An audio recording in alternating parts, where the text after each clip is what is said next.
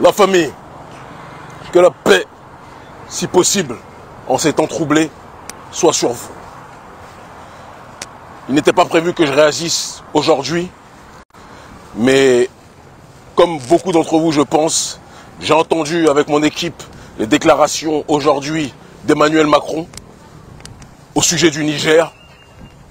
Et je pense que même si on voulait faire la sourde oreille, même si on voulait faire mine de faire abstraction de cette arrogance néocoloniale, il y a des choses pour des gens qui se battent pour leur souveraineté, pour des gens qui se battent pour leur autodétermination, des gens qui se battent pour leur totale, réelle indépendance, qu'on ne peut pas laisser passer. Pour ceux qui n'ont pas entendu le propos d'Emmanuel Macron, je vais vous le résumer, parce que je pense que ça vaut son pesant d'or et que chacun d'entre vous doit être dans une démarche que jamais d'entendre de quoi il en retourne.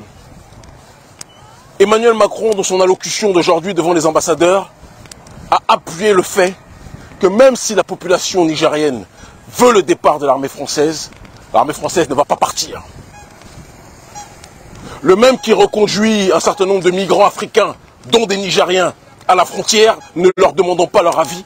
Le même qui laisse la xénophobie exploser dans son pays, vous dit, quand le peuple souverain du Niger veut que l'armée française parte, il vous dit, l'armée française va rester.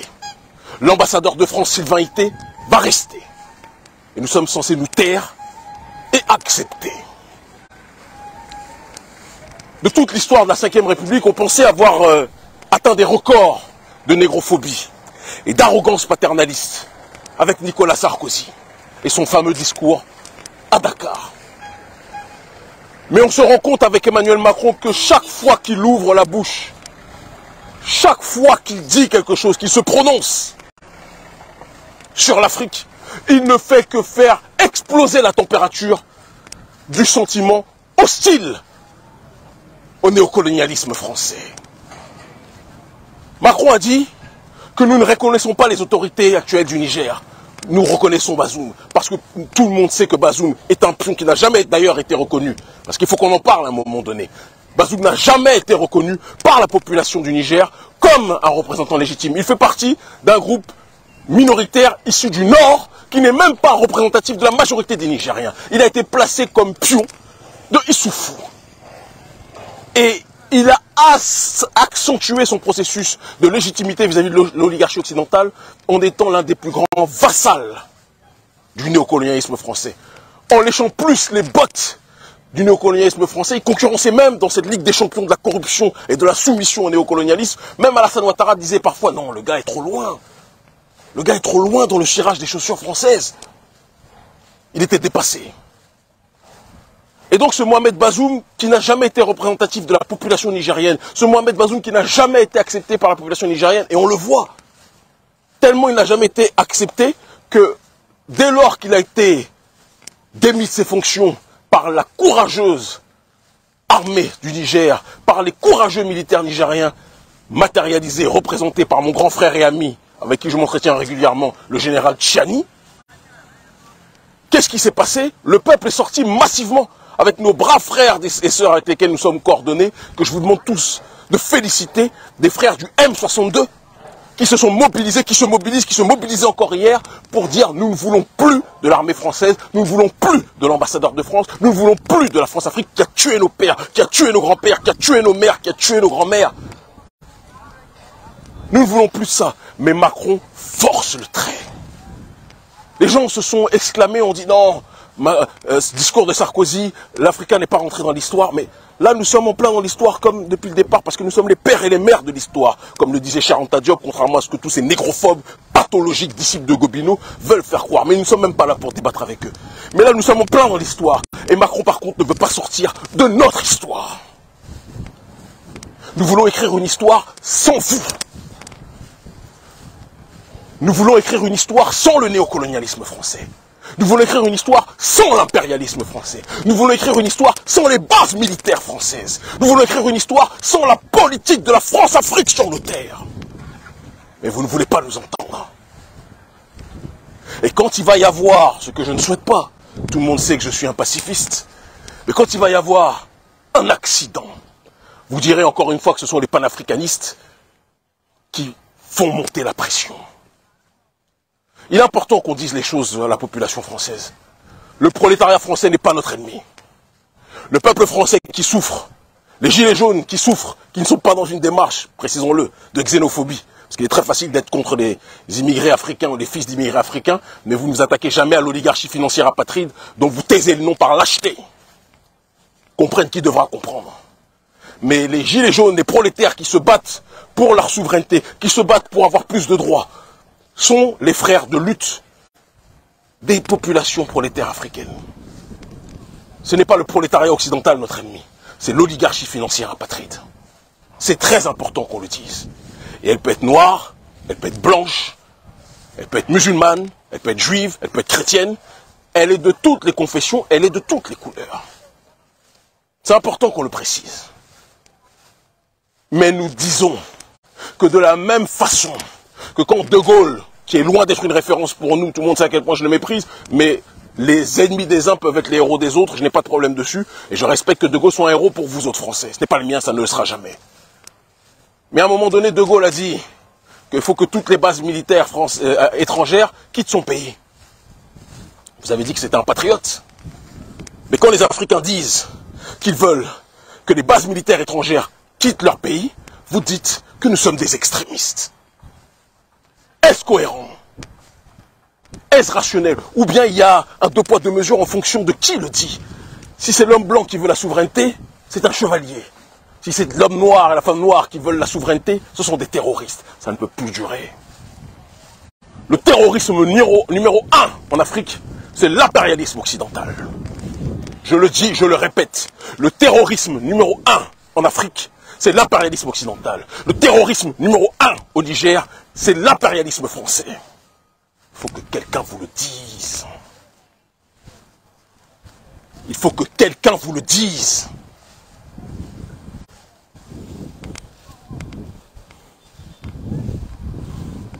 Il faut que quelqu'un vous le dise. La France a tué plus que n'importe qui. Le gouvernement français a tué plus que n'importe qui en Afrique.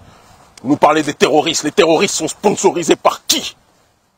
Les terroristes sont soutenus logistiquement et financièrement par qui? Quand vous voulez, gouvernement français, lutter contre un mal, on vous voit. Regardez ce que vous faites en Ukraine, toutes les armes que vous donnez aux Ukrainiens. Quand vous voulez aider un peuple dans sa souveraineté, entre guillemets, on voit tout ce que vous faites. Mais les Africains, vous nous donnez des pistolets à eau. Et la seule façon que vous avez de nous aider, c'est d'imposer votre présence pour sécuriser l'accès à nos propres ressources. Vous croyez qu'on est bêtes? Vous croyez qu'on est des gorilles? Mais même dans la planète des singes, même dans la planète des gorilles, mes chers amis, à la fin, les animaux que vous maltraitez finissent par se rebeller. Nous n'allons pas vous laisser continuer à nous manquer de respect. Et je dis à tous les dirigeants de la CEDEAO, à tous les dirigeants de la CEDEAO, et au président Patrice Talon, je sais que tout le monde a peur de lui dans ce pays, je n'ai pas peur de toi. Je n'ai pas peur de toi, président Talon. Tu veux attaquer un peuple frère, le peuple du Niger, en te soumettant à la demande de la France et de l'oligarchie d'Occident. Comme Macron l'a prouvé ce matin, Macron a dit que le gouvernement français appuiera les décisions de la CEDEAO. Mais on sait en réalité que dans la traduction diplomatique, ce n'est pas appuiera, c'est téléguidera la décision de la CEDEAO. Nous le savons, nous ne sommes pas bêtes. Talon, tu as mis la statue d'une Agodji, mais tu es dans ta politique quelqu'un qui assassinait les Agodji, quelqu'un qui vendait notre peuple au plus offrant. C'est le comportement que tu as aujourd'hui. Nous voulons la souveraineté et tu te soumets devant le gouvernement français. Et après tu m'envoies tes plaisantins comme le porte-parole, comment il s'appelle, Ngbeji, Léon Ngbeji, qui nous dit, oui, les panafricanistes qui brûlent le franc CFA mais qui ne brûlent pas le passeport français. Ngbeji, je lui ai dit ça au fils de Patrice Talon qui lui-même a la double nationalité. Tu as dit ça à tous les enfants de ministres qui ont la double nationalité, petit hypocrite. Comme je l'ai dit hier, toi en débat, je te prends intellectuellement, psychologiquement, matin, midi et soir comme un antibiotique. Je n'ai pas peur de toi. Tu n'es pas outillé idéologiquement pour débattre avec les panafricanistes. C'est pour ça que personne ne t'écoute, ni au Bénin, ni en Afrique. Il faut vous faire de la rééducation géopolitique. Il y a eu des plaisantins qui nous ont dit, ah, Kémy, Wagner, le gars de Wagner est mort, donc Kémy ne pourra plus parler. Mais vous êtes tellement stupide que pour vous, les informations politiques qui comptent, ce sont les informations de France 24 et RFI. On ne parle plus à Prigozhin, paix à son âme, depuis 2019. 2019. Nous sommes en 2023. Et pourtant, nous ne nous sommes jamais autant déplacés dans le monde. Nous n'avons jamais mené autant d'actions politiques dans le monde. Nous n'avons jamais acquis autant de victoires symboliques et politiques en Afrique francophone. Parce que nous avons créé un écosystème politique, logistique et d'alliances géostratégiques et financières qui font qu'aujourd'hui notre ONG est un mastodonte. Qui font qu'aujourd'hui, ce qui est avec moi et derrière moi vous dépasse. Vous ne mesurez pas ce qui se passe. Attaquez-moi. Nous verrons. Je ne suis pas Rekia Madougou. Je ne suis pas Joël Aïvo. Je suis le fils, un des fils de Béancin, de Biokera, des Agodji que vous voyez là, d'Ahoméens, panafricains, et vous ne nous aurez pas. Le Niger a le droit à la souveraineté. Le Bénin a le droit à la souveraineté. Tous les pays d'Afrique francophone ont le droit à la souveraineté. Et chaque dirigeant qui se soumettra au gouvernement français, à l'oligarchie occidentale, devra en payer le prix. Nous sommes une nouvelle génération. La génération de la souveraineté, la génération de l'autodétermination. Et comme nous l'avons dit même au Parlement russe, même les Russes, qui sont des partenaires comme les Iraniens sont des partenaires, comme le Hezbollah sont des partenaires, même les Russes, si les Russes dépassent les limites, nous les combattrons. Nous sommes, comme je l'ai dit et je le répète, une nouvelle génération. Vous avez mis Gbagbo à la haie, vous avez tout fait pour l'aseptiser. Chaque fois que quelqu'un se lève, vous essayez de le déstabiliser. Mais nous sommes une nouvelle génération qui a connu l'enfer dès la naissance. On a pris l'enfer au berceau dans nos biberons, donc nous n'avons plus peur de rien. Nous avons connu la négrophobie en Occident. Nous avons connu le racisme anti-noir en Occident. Nous avons connu les menaces de mort en grandissant. Nous avons connu les rumeurs visant à inférioriser notre peuple constamment. Vous croyez qu'on a peur de quoi? De vous? On n'a pas eu peur de Sarkozy, on n'a pas eu peur de Macron, on n'a pas eu peur de Hollande. Vous croyez qu'on va avoir peur de vous autres qui êtes des sous-fifres de ces dirigeants occidentaux? Attaquez-nous, nous saurons tous. Et toute la jeunesse africaine saura qui est-ce qui vous téléguide.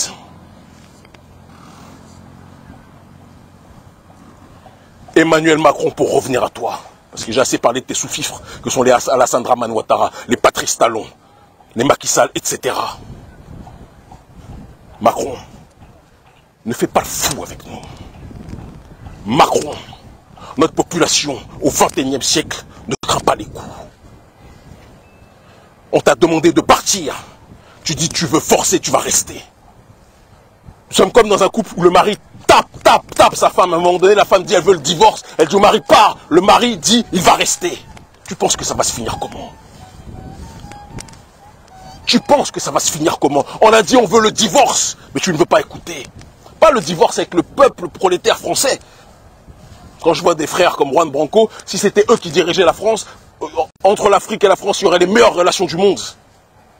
Mais avec des plaisantins comme toi, des enfants de la banque de Rothschild, des gens qui sont les apôtres du néolibéralisme économique et sociétal, nous ne pouvons pas dialoguer. Certains dirigeants ou certains candidats au présidentiel dialoguent avec vous en off. On les connaît, en se disant panafricains. Mais nous, on ne dialoguera pas avec vous. Jamais.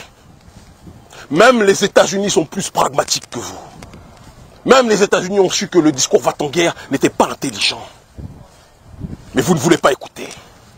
La seule chose que vous savez faire, que vous avez dans l'ADN, c'est tout faire pour que les Africains puissent être menacés. Ça ne peut pas durer. Ça ne peut pas durer.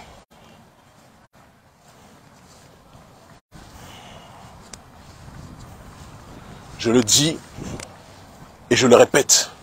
Et je terminerai par là, Macron. J'ai en plus entendu ton allusion à l'alliance baroque de prétendus panafricanistes. Donc toi, le maître blanc, comme tu te crois sur une plantation, tu penses que c'est toi qui donnes les bons points, les mauvais points de qui est panafricaniste et qui ne l'est pas. Non, c'est la masse africaine qui donne les bons points et les mauvais points. Et la masse africaine est derrière nous et la masse africaine te dit de partir. Vous n'êtes pas outillés contre nous. C'est une guerre idéologique que nous vous menons. Gramsci parlait de la bataille culturelle. On a gagné cette bataille culturelle depuis très longtemps. Peuple du Niger, continue à te mobiliser. Peuple du Niger, on ne doit pas respirer tant que Sylvain Ité, l'ambassadeur de France, n'a pas dégagé.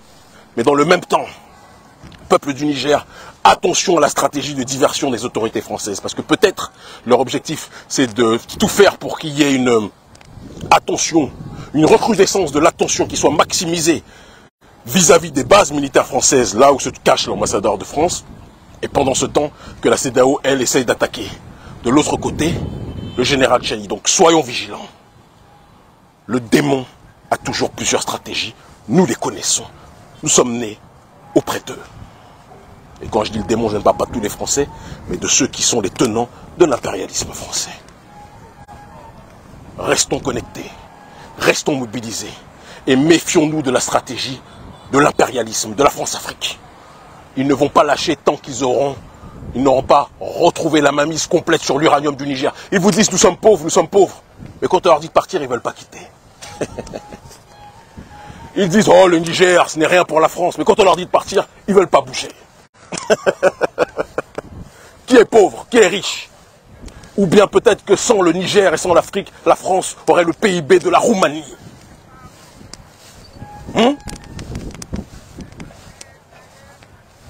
Vous avez fait arrêter Béhanzin.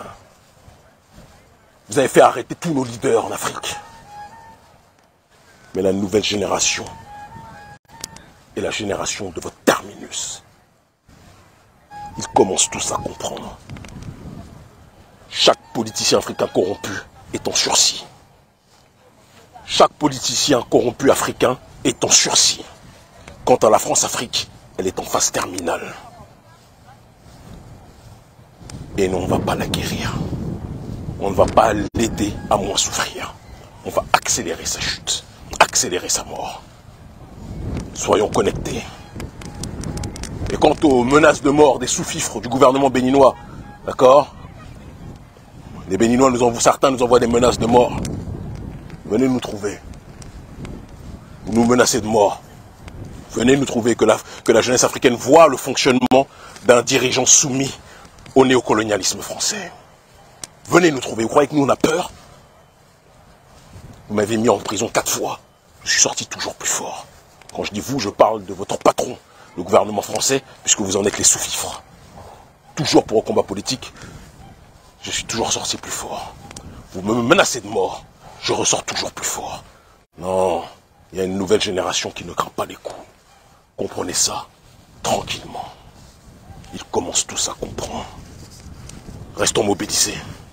Macron, que tu le veuilles ou pas, tu vas quitter. Armée française, que tu ne veuilles ou pas, tu vas quitter. Allez en Ukraine. Allez en Ukraine, allez aider vos cousins ukrainiens. Là, bizarrement, vous ne voulez pas y aller, on dirait que vous avez peur des soldats russes. C'est chez nous, vous faites les plaisantins. Quand il fallait tuer Kadhafi, vous étiez tous là pour contribuer à participer. Bande de meurtriers.